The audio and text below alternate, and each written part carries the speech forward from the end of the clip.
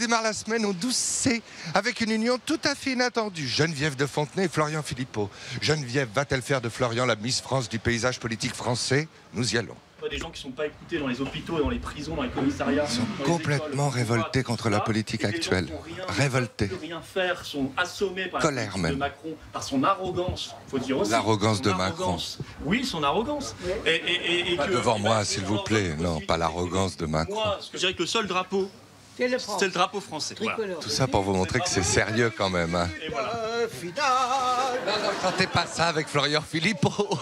Voilà, c'est ça maintenant. Absolument aucun Mais oui, problème. c'est la lutte finale. Écoute. Lui, il est même prêt à devenir communiste. Moi, je préfère avoir une femme comme Geneviève que la France connaît. Il faut toujours une femme très charismatique près de vous, monsieur Philippot. Vous n'arriverez jamais à prendre votre indépendance. Il faut toujours une femme charismatique près de vous. Je ne répondrai pas à ce genre de questions parce que je ne rentrerai pas dans des comparaisons qui n'ont pas lieu d'être. Oh, mais elles vont avoir lieu, vous en faites pas. Florian Philippot, en revanche, il est beaucoup moins séduisant que Macron, mais il y a plus de fond. Il y a peu. Il a des qualités. Vous voulez un café, quelque chose? Oui, Vous en cherchez un? t'es adorable. Tiens, pousse-toi, jeune homme, laisse-moi ta place. Petit café pour Geneviève. Vraiment. Bon, en fait, vous avez appelé plein de politiques justement pour dénoncer la politique de Macron. Tous, ils ont été opportunistes, un peu lâches. Ils se disent, on ne sait jamais pour notre avenir. Le seul qui a dit, oui, ok, Geneviève, je suis là, j'ai toujours besoin d'une maman protectrice, c'est Florian. Oui, voilà, bah c'est tout, ça s'arrête là. Vous voyez un point commun entre Marine Le Pen et Geneviève de Fontenay? Ben oui, c'est des femmes âgées qui prennent soin de vous et qui ont de l'estime pour vous. C'est sympathique. Alors, quel est le but de cette opération? Si c'est un feu de paille, votre relation? Non, je te dis, le but, c'est d'amener le maximum de monde dans la rue. Dans la rue. C'est pour ça que les gens, si les gens savent que Geneviève leur demande d'aller dans la rue, ils vont y aller. C'est toujours quoi dit. alors, Macron? Qu'est-ce qu'il nous fait? C'est un Florentin? Macron, C'est Machiavel? Mais il a le ego surdimensionné. Il se sent plus. Il n'a pas de boulot, il n'a pas de position. Il fait ce qu'il veut. Gros pétage de plomb chez la Macron en ce moment. Bah, à mon avis, oui. Je pense qu'il faut aujourd'hui une politique qui soit très sincère, pour un patriotisme très sincère, très crédible, et qui suppose de poser la question européenne de notre appartenance à l'Union européenne. Sincère, vous, Florian Philippot, je vous crois avoir beaucoup de qualités, mais la sincérité, je ne suis pas sûr que ce soit la première.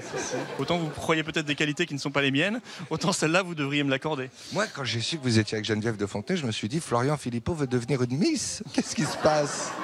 Je ne pourrais être que Lorraine à ce moment-là. Miss Lorraine? Ça nous rapproche. Il y a peut-être des petits parfums pour les Miss. Vous n'êtes pas opportuniste. Vous êtes juste maintenant un homme de Je conviction. serais resté là-bas, j'aurais baissé la tête. C'est en train de décliner, tout le monde voit Marion arriver, tout le monde attend Marion et le FN s'écrouler. Vous êtes parti au bon moment. Comme Macron est parti du gouvernement Hollande, vous êtes le même. Non mais s'ils s'effondrent, s'ils ne savent plus où ils habitent, c'est peut-être parce qu'ils devraient se poser les questions que j'ai posées. Bah oui. Ah oui. Vous êtes un homme de bon sens, Florian Philippot. Vous êtes l'avenir de l'extrême droite. Pas de l'extrême droite. Qu'est-ce qu'on fait alors maintenant dans cette France quand même très populiste? On fait Michaud au FN, de Fontenay aux Patriotes. Ce qu'il faut faire, c'est mobiliser le peuple avec Contre Macron. avec les majuscules, le P majuscule. Il a trompé tout le monde. Il a trompé Hollande. Il a été monstrueux avec Hollande. Il m'a trompé moi. Il l'a trahi. C'était mon ami, il m'a dit je Vache, t'oublierai d'ailleurs, pas, aussi. maintenant il donne des sons à quotidien. Vache aussi, a Ensuite, trahi. il vous a trahi vous. Il a- Moi, non, il ne me connaît pas. si Hollande- Macron, il vous a déçu vous. Ah oui, il m'a trahi. Ah bah, c'est-à-dire que je le connaissais. Macron a déçu tout le monde. Ah bah oui, bah oui. Est-ce qu'on ne devrait pas faire un petit mouvement? Philippot, Fontenay, Hollande, Eldin, les cocus du macronisme. Justement, sensibiliser sur des noms. Il faut que ce soit... Le peuple, c'est tout le monde. C'est aussi bien... Mais là, vous vous opposez à Macron aujourd'hui. Ben, je m'oppose à Macron, je m'oppose, oui, bien sûr, à la politique qui mène. J'ai le sentiment que vous dites, bon, ben, il a répondu présent, j'y vais. Mais lui, quand je lui parle, il aimerait aller plus loin avec Geneviève. Il y a eu parfois des ambiguïtés entre nous. Waouh! Scoop! Ça ne se fera pas. Vous imaginez la chance que ce serait pour Florian Philippot Oui, de mais vous là, avoir à c'est- ses là, côtés? tu penses bien que c'est impossible, impossible. Même par respect pour mes petites filles, pour Xavier, pour ma famille. C'est impossible. Elles sont au FN, elles ne supporteraient Ah pas. non, Non. justement, non, elle ne comprendrait pas. Ah ben non, ce serait une injure. Mais moi, je discute avec tous les gens qui veulent discuter. Je suis d'accord ou pas d'accord, mais la discussion, c'est la démocratie. Ah, la démocratie. C'est la fin de la démocratie avec Macron d'ailleurs. Et ben voilà, t'as tout gagné, t'as tout compris, t'as tout compris. Bon, alors, dans la case en plus, nous sommes très sensibles aux anciennes stars de la politique qui veulent revenir dans la lumière. C'est la raison pour laquelle j'aide régulièrement François Hollande à vendre ses leçons de pouvoir depuis une semaine. Est-ce que je peux racheter les leçons de pouvoir de François Hollande? Ça fait 2 fois que je les achète cette semaine. Parce que comme j'avais à toutes ces dédicaces, est-ce que quand on en achète plusieurs, on a un 3e gratuit, quelque chose comme... Et non, malheureusement. Ils aiment bien l'argent, ces socialistes. Hein. Bon, alors je vais vous en... Combien? 3 du coup? Non, 2, un seul. 22 € s'il vous plaît. Voilà, comme ça vous savez tout, le prix. C'est beaucoup mieux auteur que président, ça gagne plus, on a moins de problèmes et on est même populaire. Oh regardez, il y a des socialistes dans la queue qui viennent faire leur mea culpa. Bon, bonjour monsieur. Ça va?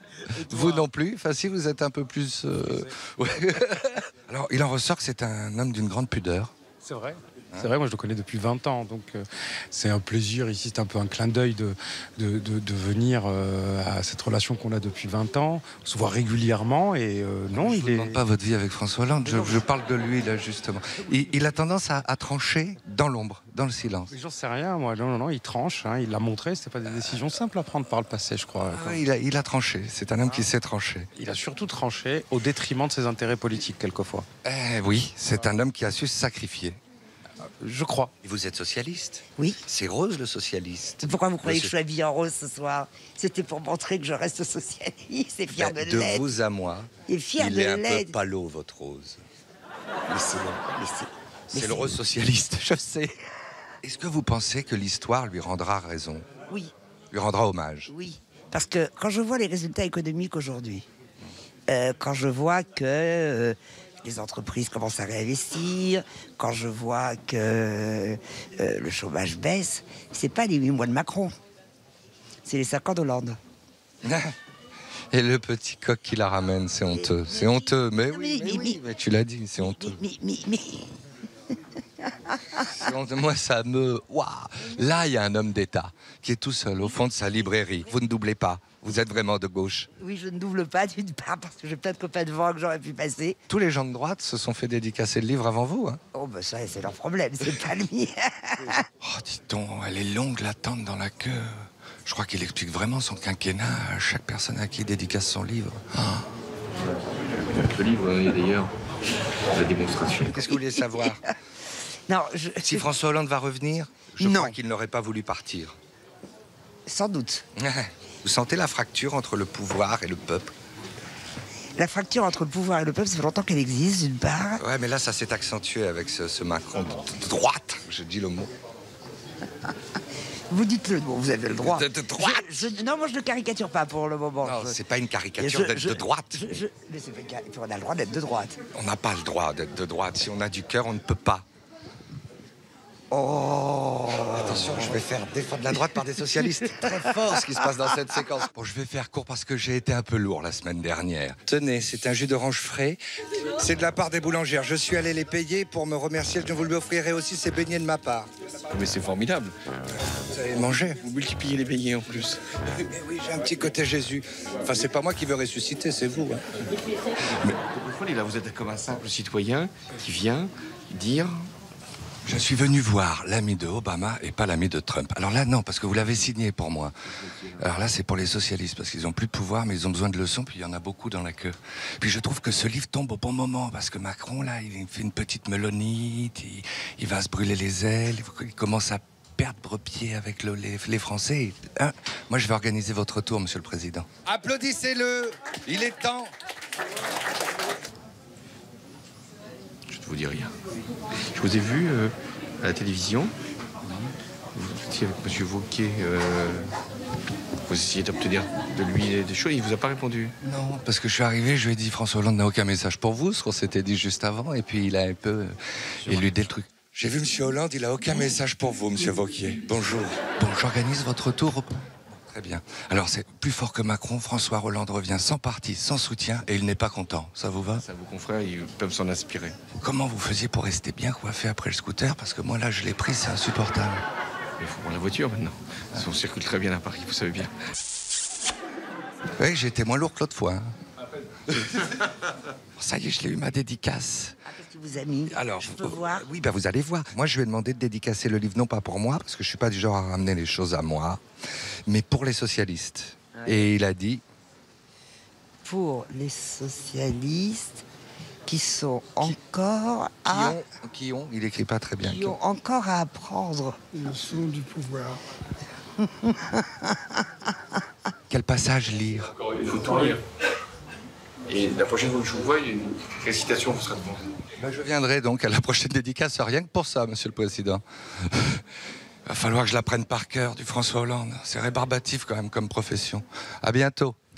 Pour conclure cette séquence, j'aimerais finir avec une bonne action et réconcilier deux personnages qui sont en froid, mais sans doute à la suite d'un malentendu.